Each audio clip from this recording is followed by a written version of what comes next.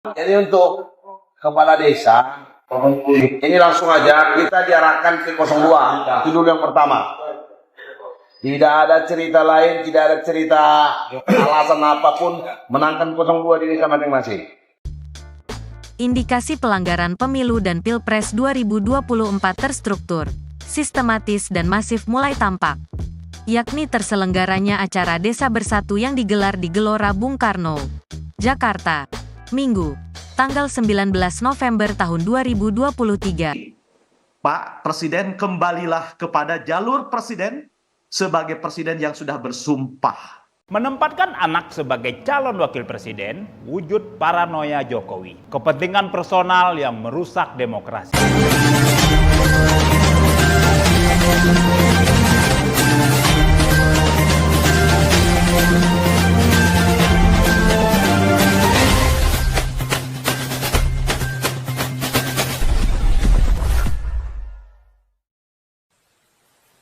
Jangan lupa subscribe.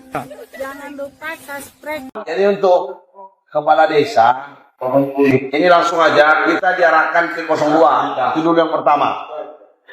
Tidak ada cerita lain, tidak ada cerita alasan apapun, menangkan 02 di desa masing-masing. 100.000 dikeluarkan uang dari situ. Nah, dari dana desa itu 50 untuk dikirim ke sana untuk mereka penggunaan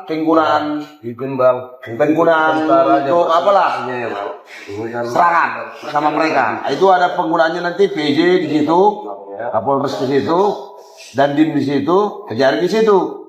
Penggunaannya penggunaan untuk Pilpres, operasional mereka. Jadi yang 50 tinggal di desa. Dan ini macam tahun lalu lah, kan udah tahu lah itu senior kan. Dan ini mudah-mudahan tidak ada pemeriksaan terkait 2024. Saya minta kepada Kapolri Jenderal Listio untuk menginvestigasi keterlibatan aparatnya dalam konspirasi ini. Saya juga minta kepada Jaksa Agung untuk melakukan hal yang sama. Saya minta kepada Bawaslu, karena kami sudah ketemu dengan Bawaslu. Bawaslu belum tentu menerima laporan seperti ini, tapi melalui media yang hadir di sini, saya minta kepada Bawaslu untuk proaktif mengambil inisiatif melakukan fact finding.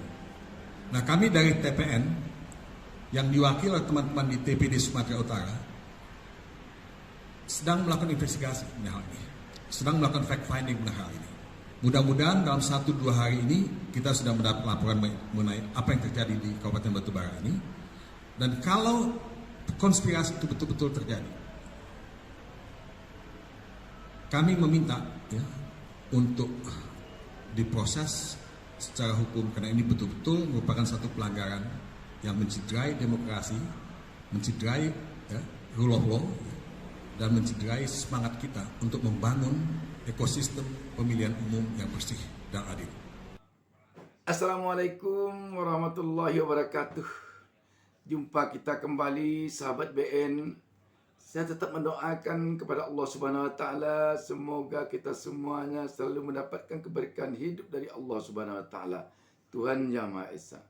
Terhadap video yang beredar ini, kalau ini benar, ini benar-benar telah merobek-robek demokrasi. Sebab kita tahu bahwa kepala desa itu harus netral. Sekarang dia yang akan dipergunakan untuk memenangkan paslon nomor 02 ini. Yang dikondisikan oleh aparat-aparat, oleh pejabat-pejabat yang harusnya netral menurut undang-undang. Kalau benar ini terjadi, apa bedanya kita dengan Orde Baru? Mungkin lebih Orde Baru lagi kita sekarang dibandingkan era Orde Baru dulu. Kita kasihan juga dengan TPN, terutama Pak Todong Mulya Lubis ini. Dia menyerukan juga kepada pejabat negara dan pejabat pemerintah seperti kepada Jaksa Agung dan Kapolri. Tetapi kita tahu bahwa selama ini netralitas memang semakin hari semakin sulit kita rasakan. Dan ini tak lain tak bukan memang karena dari atasnya benar, dari pucuk pimpinan negara dan bangsa kita ini yang sulit rakyat mengatakannya bisa netral. Dari Presiden Joko Widodo sendiri. Sebab Pak Presiden Jokowi sejak awal telah mengatakan akan cawe-cawe dan sejak awal telah mengatakan tidak akan netral. Dan nuansa ke arah itu selalu saja kelihatan. Indikasi pelanggaran pemilu dan Pilpres 2024 terstruktur, sistematis dan masif mulai tampak, yakni terselenggaranya acara Desa Bersatu yang digelar di Gelora Bung Karno, Jakarta, Minggu, tanggal 19 November tahun 2023. Acara Desa Bersatu yang digelar di Arena GBK pada Minggu, tanggal 19 November tahun 2023, dihadiri ribuan kepala desa yang mendeklarasikan dukungan kepada pasangan Prabowo Gibran. Masukan-masukan, aspirasi dari para pimpinan, ketua-ketua organisasi desa, sementara kami tampung dulu. Mungkin minggu depan kita jadwalkan untuk ketemu saja ya Pak ya, biar bisa kita detailkan lagi. Jadi kita tentu bisa melihat sendiri ini yang terjadi. Cawapres ini yang bicara ini adalah anak dari Presiden Joko Widodo yang sekarang sedang berkuasa. Kita yakin dia tidak mungkin tidak tahu bahwa kepala desa itu harus netral di dalam pemilu. Tidak boleh dia berpihak di dalam pemilu. Tetapi dia melakukan hal seperti ini. Dan jika kita kaitkan dengan apa yang kita dengar dari video di awal pertemuan kita ini tadi, sulit kita tentunya untuk tidak meyakini bahwa sangat erat kaitan antara yang kita dengar di video itu dengan apa yang terjadi jauh sebelum ini. Ketika ada pertemuan Desa Bersatu dengan Cawapres 02 beberapa bulan lalu itu. Tentang mengapa semakin hari tampak semakin berani aparat-aparat yang harusnya netral. Tetapi semakin gemilang memperlihatkan ketidaknetralannya. Salah satu sebabnya kalau kita perhatikan, karena memang ada paslon lain yang makin hari dukungan kepadanya semakin tidak terbendung.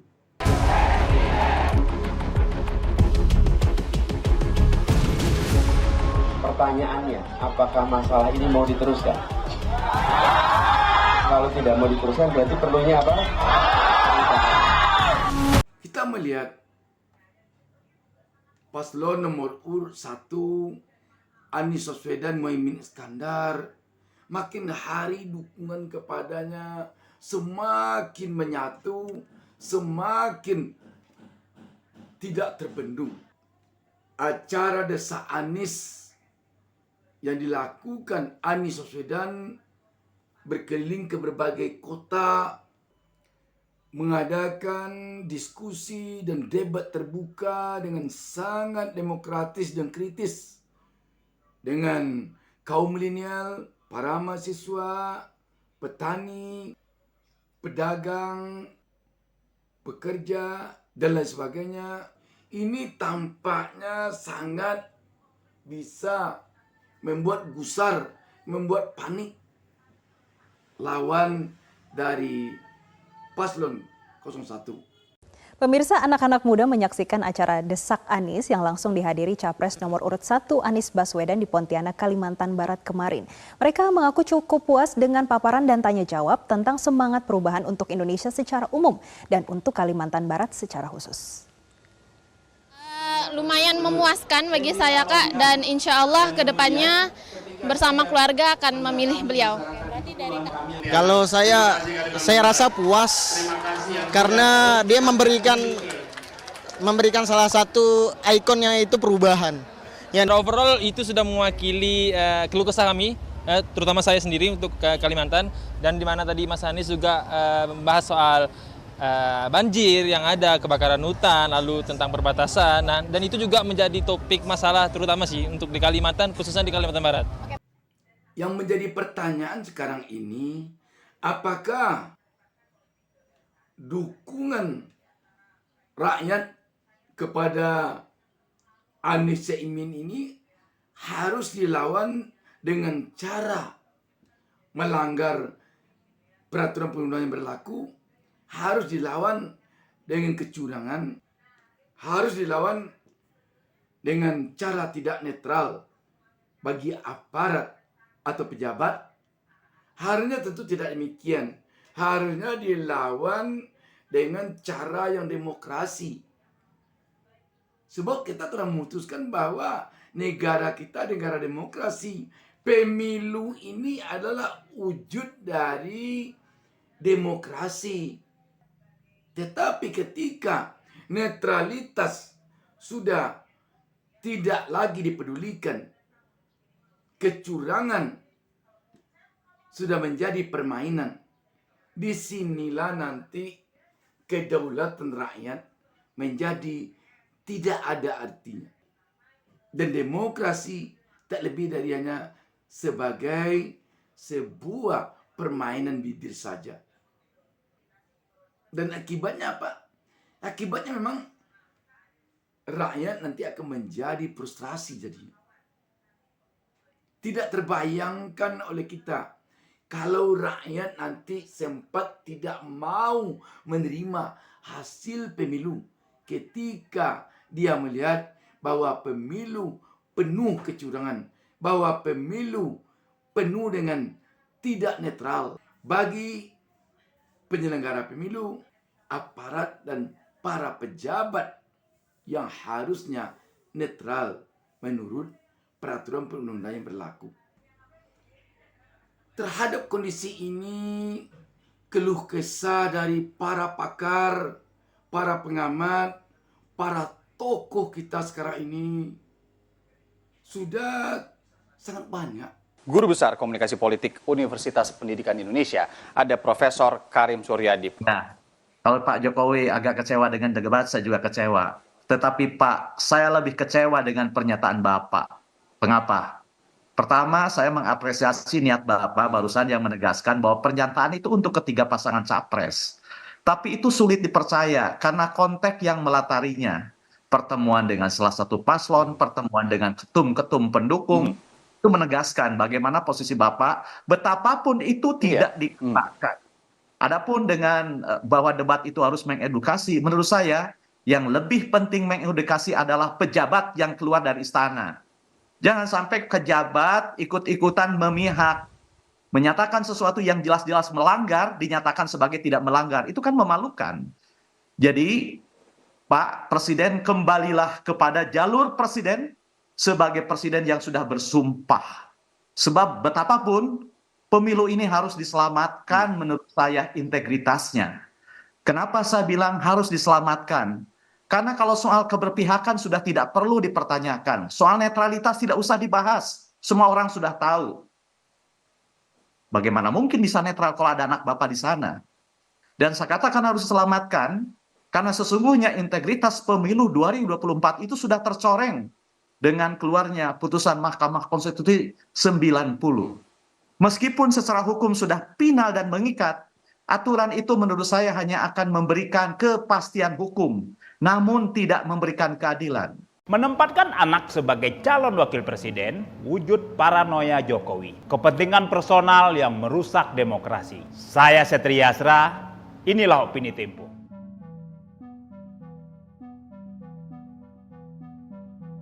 10 tahun lalu, mayoritas rakyat Indonesia memilih Joko Widodo sebagai presiden untuk mencegah Prabowo Subianto berkuasa. Prabowo adalah salah satu simbol kekuatan lama Orde Baru yang hendak diputus melalui reformasi 1998.